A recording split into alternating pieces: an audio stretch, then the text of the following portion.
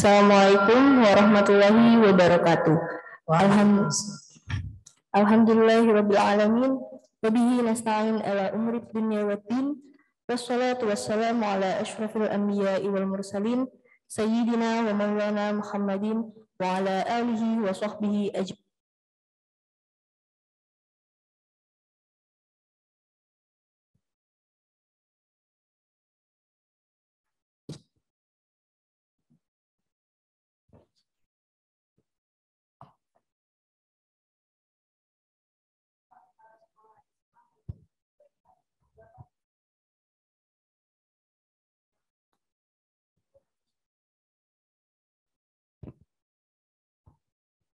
Yang saya hormati Ibu Hajah Khadijah Nafis, yang saya hormati Bapak Ibu Guru, karyawan SMA Khadijah Surabaya, dan seluruh hadirin yang berbahagia.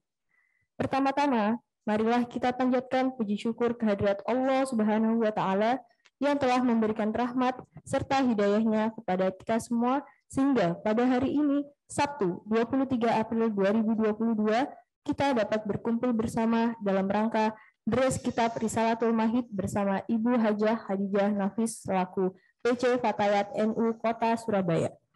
Tak lupa, sholawat serta salam semoga tetap tercurah limpahkan terhadap Nabi besar kita, Nabi Muhammad SAW.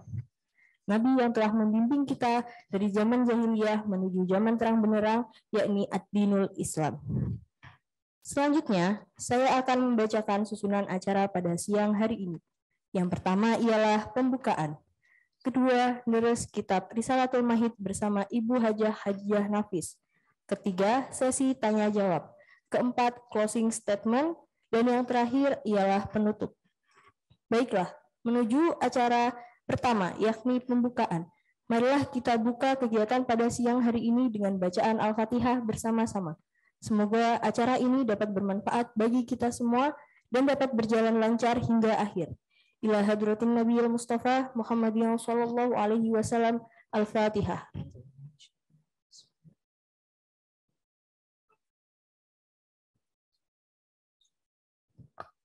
Amin, amin ya rabbal alamin. Acara yang kedua, yakni deres Kitab Risalatul Mahid, dan materi sebelumnya ialah bab nifas haid, dan pada pertemuan kali ini kita akan membahas bab haid dan Lailatul Qadar. Bersama pemateri yang luar biasa, yakni Ibu Hajah Khadijah Nafis. Semoga materi yang akan beliau sampaikan dapat menambah pengetahuan dan keimanan kita kepada Allah Subhanahu wa Ta'ala.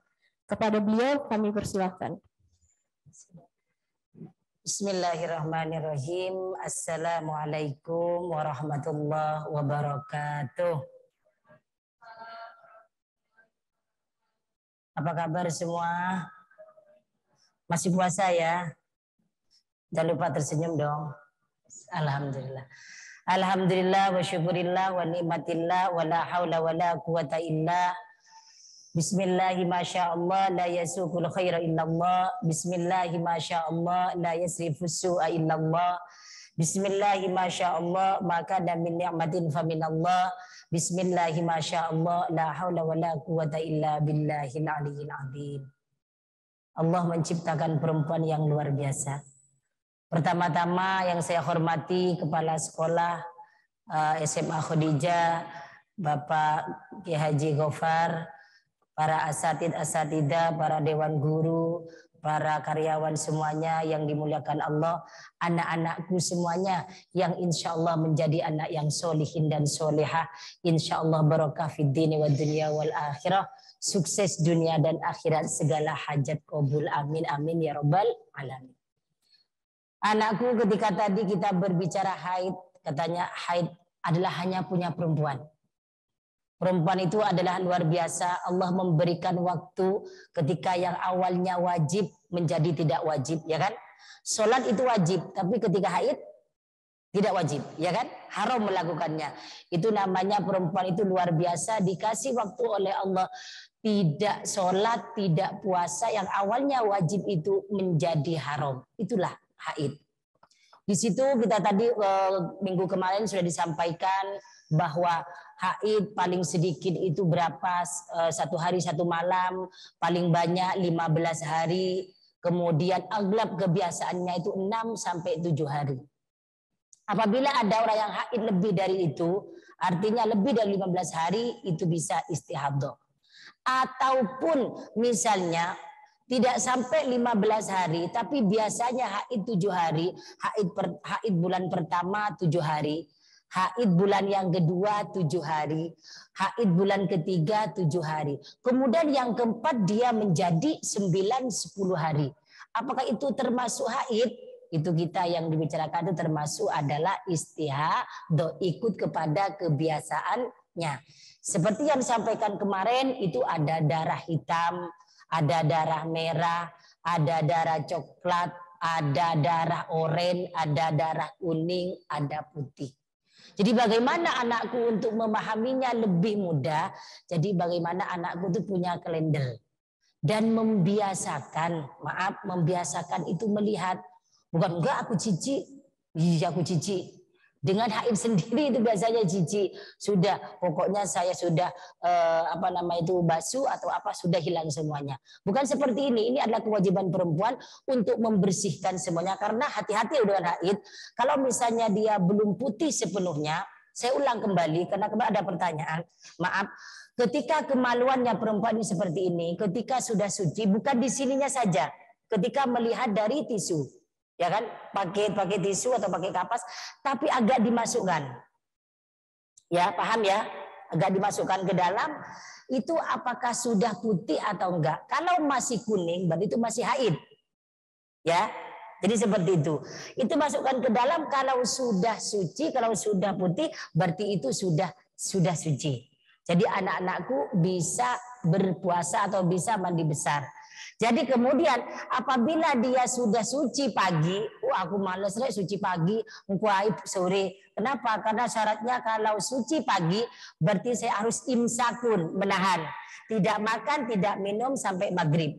Jadi biar enak saya nanti keramasnya habis asar saja.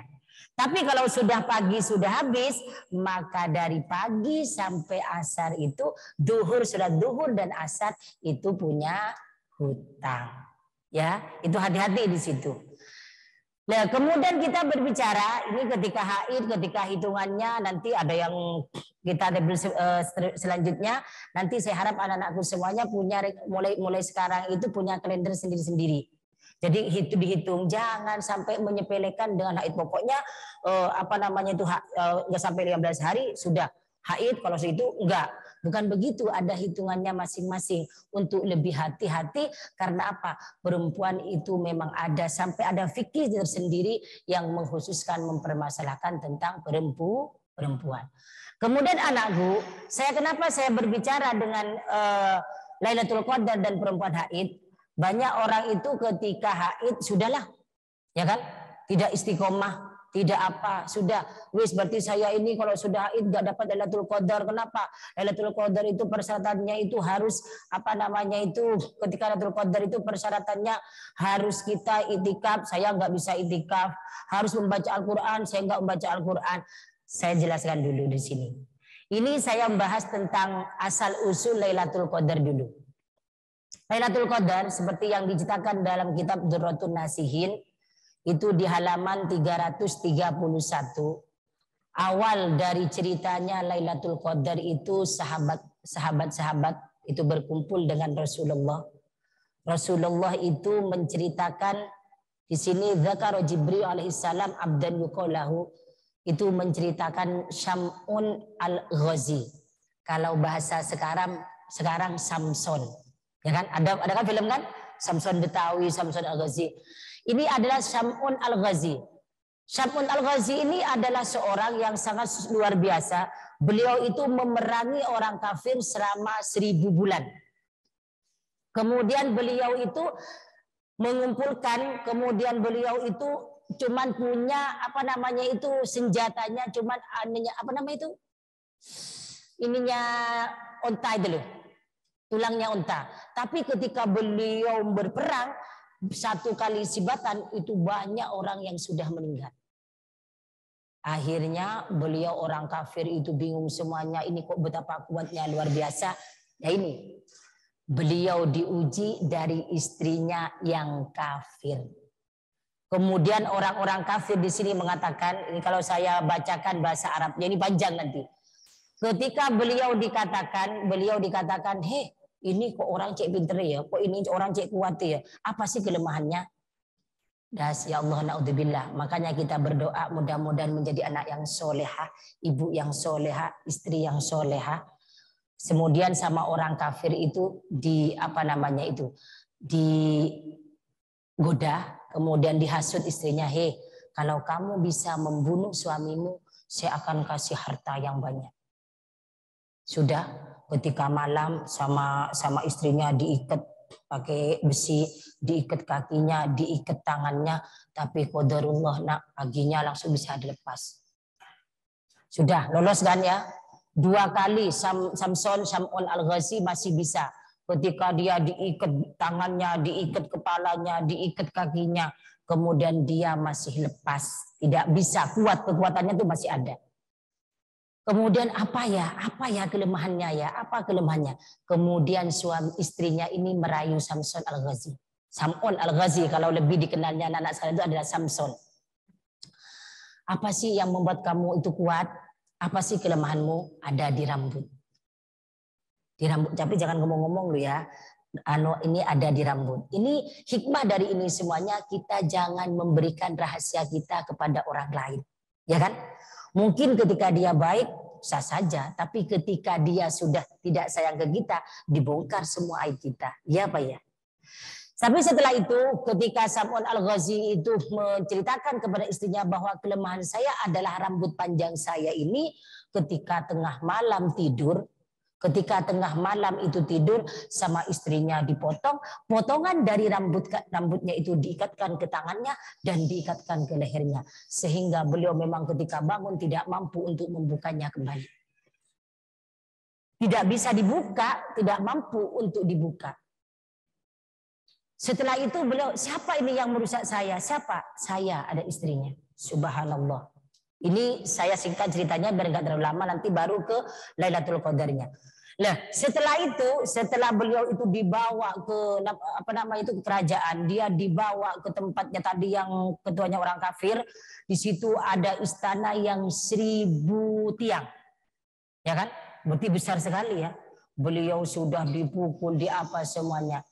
Di akhir di 1000 bulan, berarti di hari terakhir 1000 bulan itu beliau berdoa, ya Allah, kembalikanlah kekuatanku ya Allah untuk saya menghancurkan orang-orang ini ya Allah. Qadarullah, Allah mengembalikan kekuatannya sehingga beliau bisa lepas dari tangan itu. Kemudian apa yang terjadi? Kemudian dia itu bisa menghancurkan tiang istana yang 1000 tiang itu. Termasuk istrinya hancur semuanya. Itu pahalanya itu kata saya sama dengan 1000 bulan. Kemudian ketika ngumpul semuanya, malaikat bertanya, ya Allah, ya Rasulullah, bagaimana saya bisa mendapatkan malam Lailatul Qadar? Bagaimana saya bisa mendapatkan pahala seperti yang dilakukan oleh Sam'un Al-Ghazi? Samson, amalan apa yang bisa dilakukan? Ketika itu turunlah ayat malaikat Jibril membawa ayat Al-Quran kepada Rasulullah. Apa? Inna anzalnahu fi lailatul qadri khairum min alfi syahr. Hafal ya? Tanazzalul malaikatu warruhu fiha biidzni rabbihim min kulli amrin salam. Kalau kamu ingin mendapatkan pahala 1000 bulan sama dengan 83 tahun, maka kamu mendapatkan Lailatul Qadar. Kapan Lailatul Qadar? Taharrau Lailatul Qadri fi awakhir syahri Ramadhan. Carilah Lailatul Qadar di akhir 10 bulan Ramadan. Apa yang harus kita lakukan? Kita dianjurkan untuk untuk kita itikaf. Kita dianjurkan banyak baca Al-Quran. Kita dianjurkan banyak baca sholawat, istighfar, dan lain-lainnya. Nah, tapi ketika ini kita kembali lagi ketika pembicaraan tadi, kita perempuan. Ada qadarullah yang tidak bisa dirubah. Apa itu haid? Ternyata di malam 21 saya ini haid. Bagaimana untuk mendapatkan Lailatul Qadar? Neng, itikaf ini kami nggak bisa. Membaca Al-Quran kami tidak bisa. Ya kan? Bagaimana untuk mendapatkan Lailatul Qadar? Itu ketika orang haid masih bisa mendapatkan Lailatul Qadar. Yang pertama anakku, ketika jenengan kalau malam bangun biasa istiqomah. Istiqomah ketika malam itu bangun jam 12 atau bangun jam 1 siang. Wahai anakku, jam 1 siang, jam 1 malam cuma tidur 2 jam. Biasa biasa bangun malam. Usahakan ketika haid tetap bangun. Bangun apa enggak? Bangun apa enggak? Kalau haid bangun sahur apa enggak? Enggak. Baca selawat apa enggak? Kadang istighfar apa enggak? Bebas. Sholatnya bebas, posonya bebas, dikirnya bebas, akan bebas. Padahal anakku, orang yang haid masih bisa mendapatkan Lailatul Qadar. Bagaimana caranya? Ini yang pertama. Yang pertama ini adalah kita benar-benar muhasabah, benar-benar menyesal. Kenapa? Memang minallah ya, kamu menyesal. Ya Allah, kok malam 21 saya haid, padahal saya ingin mencari Lailatul Qadar. Bukan kamu gini, yes, ibu kami caca nih, enak incip-incip, bukan begitu. Tapi memang dari hati kamu sudah ibadah dari tanggal 1 Ramadan sampai 20 Ramadan. Ketika malam 21 jenengan benar-benar ingin mendapatkan Lailatul Qadar. Tapi karena terhalang oleh haid. Bagaimana caranya? Ketika jenengan merasa menyesal. Ya Allah, padahal saya ingin mendapatkan Lailatul Qadar tapi haid. Insya Allah sama Allah diampuni. Insya Allah sama Allah itu dimaafkan. Bagaimana caranya ketika kita itu mendapatkan, ketika kita menyesal, menyesal untuk mendapatkan Lailatul Qadar tapi tidak dapat, maka dianjurkan di sini ketika anak-anakku semuanya, bagaimana untuk kita, ini terutama yang umum dulu ya, iktikaf di masjid. Jamaah untuk sering mendapatkan Lailatul Qadar, jamaah di masjid termasuk iktikaf. Pernah jamaah? Kemudian sholat jamaah isya dan subuh. Kenapa anakku? Ketika sholat jamaah isya itu kamu sama halnya dengan ibadah sepertiga malam. Kalau subuhnya kamu jamaah itu sama halnya dapat seluruh malam. Ya, itu ketika kita pengen dapat Lailatul Qadar. Kemudian apalagi? Itu baca Al-Quran, doa, muhasabah, perbanyak zikir di tengah malam. Kemudian baca di 2 surat terakhir surat Al-Baqarah. Apa itu? Amanar rasulu bima unzila ilaihi min rabbihi wal mu'minun. Sering dibaca kan? Kullun amana billahi wa malaikatihi wa kutubihi wa rusulih. La nufarriqu baina ahadin min rusuli wa qalu sami'na wa ata'na ghufranaka rabbana wa ilaikal masir. La yukallifullahu nafsan illa wus'aha laha ma kasabat wa 'alaiha maktasabat. Rabbana la tu'akhidna in nasina aw akhtana. Rabbana wa la tahmil alaina isran kama hamaltahu alal ladina min qablina. Rabbana wa la tuhammilna ma la taqata lana bih wa'fu 'anna waghfir lana warhamna anta maulana fansurna 'alal qaumil kafirin. Itu. Kemudian zikir, kemudian kita doa, minta kepada Allah, benar-benar insya Allah sama Allah diampuni, dan insya Allah juga sama dapat Lailatul Qadar. Kita ini bisa, Ustaz benar nggak? Bisa kita Lailatul Qadar. Dalam kitab I'anatul Thalibin juz 2, itu dikatakan ada ramalan tentang Lailatul Qadar. Katanya ketika bulan Ramadan diawali dari hari Ahad atau hari Rabu, maka malam Lailatul Qadar itu malam ke-27. harinya kan dimulai hari Ahad ya.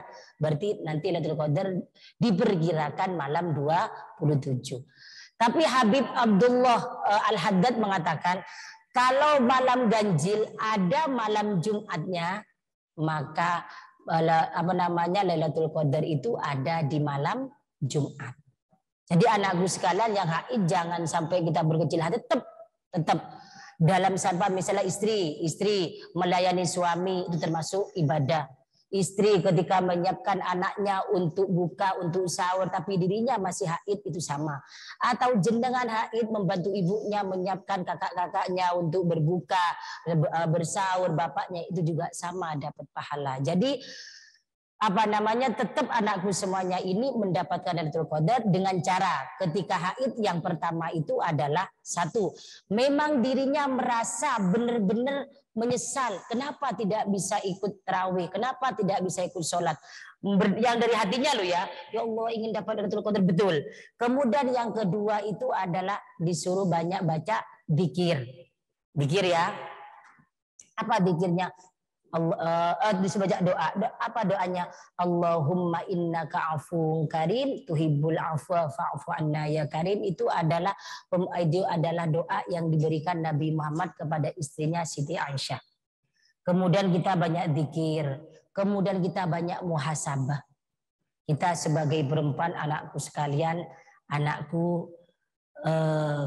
ada amalan yang tidak putus orang tuamu. Salah satunya adalah anak yang solihin dan solihah. Ketika ibu sudah meninggal, bapak sudah meninggal, terputus amalnya. Tidak bisa sholat lagi, tidak bisa puasa lagi. Tapi ibu bapak kita masih bisa menerima amal baik dengan salah satunya mempunyai anak yang solihin dan solihah. Jadi anakku sekalian yang haid jangan berkecil hati, tetap bisa mendapatkan Lailatul Qadar dengan cara-cara kiat benar-benar kita muhasabah, kita doa, kita dzikir, tetap melakukan apa yang biasa dilakukan waktu tidak haid. Bangun jam 3 dia seharusnya tahajud, tapi kamu bangun jam 3 untuk dzikir, atau kamu membantu orang tua di dapur, atau kamu banyak muhasabah, atau kamu pagi seharusnya biasanya baca Al-Qur'an, kamu diganti dengan dzikir. Atau kamu sebelum tidur, maaf anakku, di dalam hadis itu ada hadis yang mengatakan Nabi Muhammad berwasiat kepada Siti Fatimah di dalam kitab Wasiatul Mustafa, Siti Fatimah jangan tidur dulu sebelum melakukan 4 hal.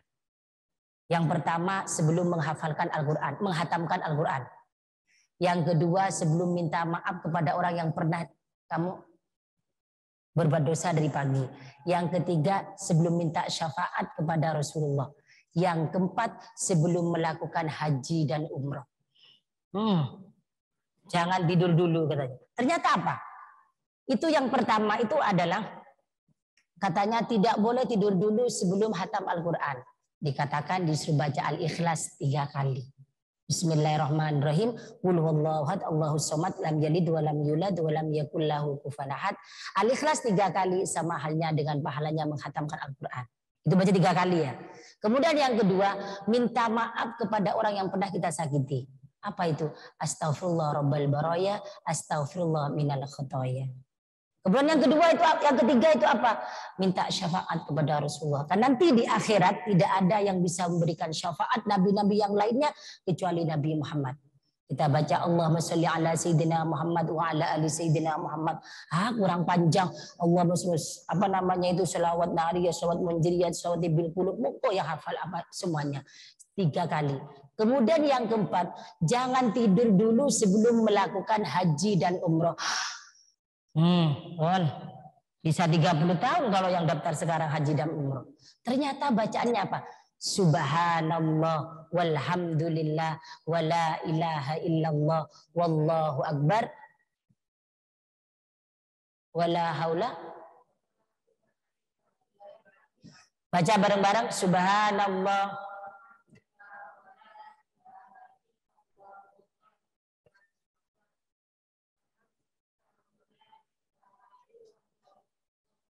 Nah itu anakku. Termasuk kita membiasakan itu sebelum tidur. Termasuk kalau misalnya yang belum tahu mulai malam nanti nggak apa-apa, nanti kan malam 22 bisa kita mulai untuk istiqomah kita, memperbanyak selawat kita, memperbanyak dzikir kita untuk kita mendapatkan ridho Allah dan termasuk Lailatul Qadar. Itu apa? Malam Lailatul Qadar itu pahalanya sama dengan 1000 bulan, 83 tahun. Belum tentu umur kita sampai ke situ. Mudah-mudahan kita sampai ke situ. Ya kan? Lah saya kan masih muda, masa harus tambah. Lah anakku, ketika anakku semuanya as-solihuna was-solihati, as-solihuna dis-solihat, kalau kamu soleh nanti akan mendapatkan yang soleh. Kalau kamu yang qonitatin, maka kamu akan mendapatkan yang qonitat insyaallah. Artinya perbaiki dulu kamu, insyaallah kamu akan mendapatkan yang terbaik. Jadi jangan sampai kamu katakanlah masih sudah tidak bisa begitu anakku. Harus tetap semangat. Walaupun haid, tetap ketika kita berniat untuk mengejar Lailatul Qadar. Walaupun tidak bisa iktikaf di masjid, tapi kita bisa iktikaf di rumah, ikut zikir, ikut sholawat. Walaupun kita tidak bisa baca Al-Quran, tapi kita bisa zikir, bisa doa, sama dengan membaca Al-Quran. Kenapa? Karena memang kita adalah udzur syar'i, yang qadarullah itu dari Allah, kita itu perempuan ada haid. Jadi kita semuanya itu harus benar-benar jangan menjadikan halangan. Haid sih, bukan begitu. Tapi bagaimana kita haid menjadi lebih semangat untuk kita lebih ibadah yang biasa kita lakukan. Al-Quran karena tidak boleh dibaca, diganti dengan zikir kepada Allah. Ya kan? Diganti dengan selawat. Man shalla alayya wahidan sallallahu alaihi asyara marrat. Siapa yang baca selawat satu kali sama halnya dengan memberikan Allah Ta'ala akan memberikan rahmat kepada kita 10 kali lipat. 10 kali lipat loh ya. Itu seperti apa? Jadi cuma jenengan mau pulang ke rumah, sudah Allahumma sholli ala Muhammad. Dan perlu diingat, amalan sunnah yang dilakukan di bulan Ramadan itu pahalanya hampir sama dengan wajib. Tapi amalan wajib yang dilakukan di bulan Ramadan itu pahalanya 70 kali lipat. Dan ini belum terlambat, masih malam 22, masih ada 8 hari untuk anak-anakku yang insya Allah ketika nanti di hari raya memang yuladu alal fitrah. Benar-benar anakku dosa-dosanya diampuni oleh Allah Subhanahu wa Ta'ala. Amin amin ya rabbal alamin. Mungkin jadi anakku sekalian perlu dipertegas lagi untuk anakku, ketika kita ini ingin melakukan apa yang kita inginkan, boleh anakku, tapi menjadi landasan itu tidak melanggar syariat dan adat istiadat. Paham ya? Paham? Oke, terima kasih.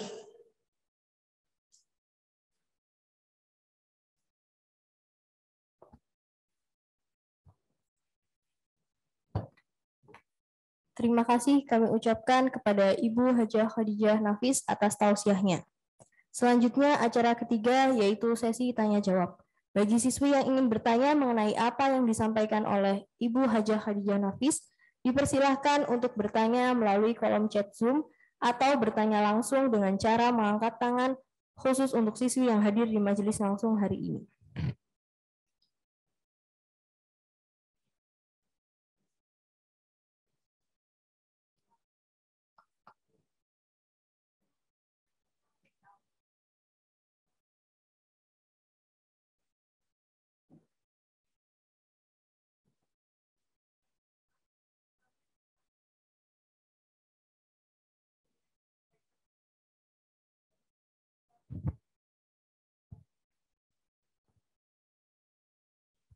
Nah, terus kalau misalnya setiap haid itu harinya tuh nggak teratur, misalnya bulan ini 5 hari, selanjutnya 6 hari, dan selanjutnya lagi 7 hari, pokoknya nggak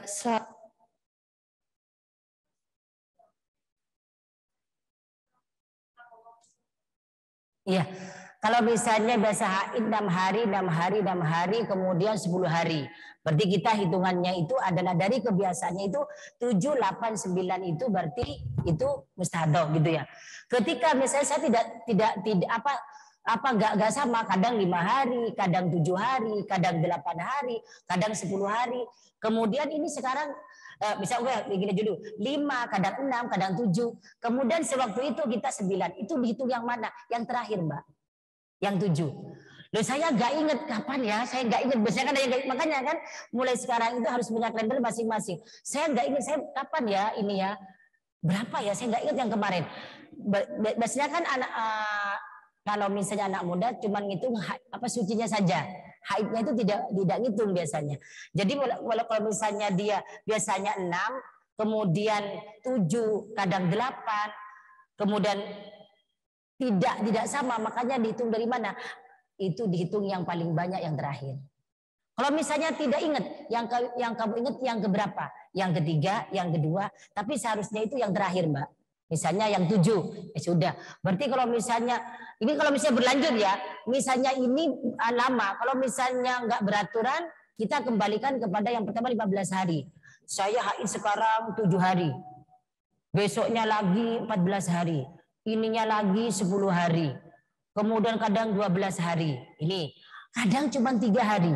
Kita mana? Kembali kepada paling lamanya haid itu 15 hari. Ini kalau sudah kontinu 3 kali, yang biasa 3 hari baru itu dihukumi seperti itu. Dan hati-hati di darah loh ya. Saya sekali lagi, saya hati-hati di darah karena banyak anakku itu kuning itu sudah dinamakan suci. Hati-hati, maaf sekali lagi, lebih maaf kata Bu Mus disuruh diperjelas, katanya itu harus agak dimasukkan ke dalam. Ya, agak dimasukkan dalam. Semalam ada yang nanya cotton bud. Kalau cotton bud nggak bisa ketahuan, Mbak. Karena ada yang kemarin nanya cotton bud bisa nggak? Nggak bisa, kalau cotton bud kan nggak bisa mencakup semuanya. Kecuali masa mau diginikan, Allah kan. Itu kapas atau tisu. Jadi seperti itu. Ya, kasihlah. Monggo.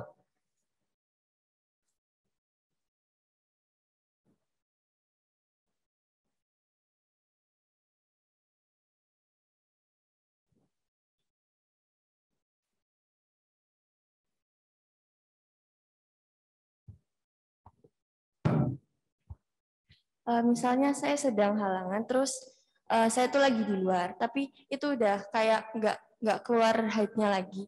Cuman tempatnya tuh nggak memungkinkan untuk mandi besar. Terus sholatnya itu bagaimana? Atau di jamak?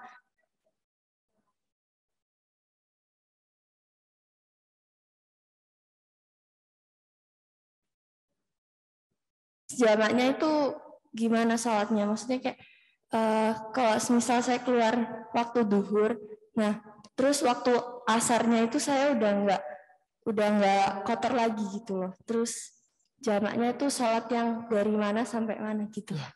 Terima kasih. Iya, misalnya anakku keluar pagi-pagi, kemudian sampai siang, ternyata setelah diperiksa siang itu sudah bersih, sudah waktunya bersuci. Tapi karena tempat tidak memungkinkan, akhirnya dia sampai ke rumah, sampai dia maghrib. Berarti dia punya hutang sholat duhur dan asar.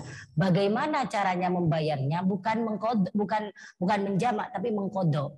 Besoknya lagi ketika sholat duhur, jenengan sholat 2 kali. Pertama sholat yang wajib ketika duhur, kemudian yang kedua kodok. Usolli fardhu duhri arba rakaatin mustaqbilal kiblati kodoan fardhul lillahi ta'ala. Duhurnya 2 kali, asarnya 2 kali. Seperti itu. Nak. Ya, makasih. Ayo monggo yang lainnya.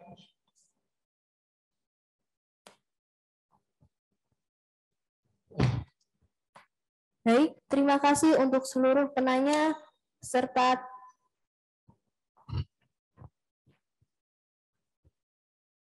masih ada pertanyaan lagi ya? Ya. Enggak usah. Assalamualaikum Nyai, izin bertanya, jika saat haid pada 10 malam terakhir Ramadan kita merojaah hafalan, apakah boleh Nyai? Dan apakah boleh kita membaca Al-Quran tetapi dengan menggunakan aplikasi di HP saat sedang haid? Terima kasih sebelumnya Nyai. Waalaikumsalam warahmatullahi wabarakatuh. Ini ada 2 pendapat yang mengatakan, ada yang mengatakan boleh, ada yang mengatakan tidak boleh. Ketika kita sudah biasa menghafal Al-Quran, kita murojaah boleh apa enggak? Saya menganut kepada yang boleh. Kemudian memakai aplikasi Al-Quran boleh apa enggak? Ya boleh, karena lebih banyak isi yang lainnya daripada Al-Qurannya. Sama halnya dengan memegang kitab tafsir. Kalau kitab tafsirnya dengan bacaan Al-Qurannya lebih banyak tafsirnya, maka kita pegang walaupun hal itu tidak apa-apa. Tapi kalau misalnya lebih banyak bacaan Al-Qurannya, lebih banyak kalimat Al-Qurannya, maka itu tidak haram untuk disentuh. Untuk aplikasi HP kayaknya itu lebih banyak isi yang lainnya daripada Al-Qurannya. Itu seperti itu.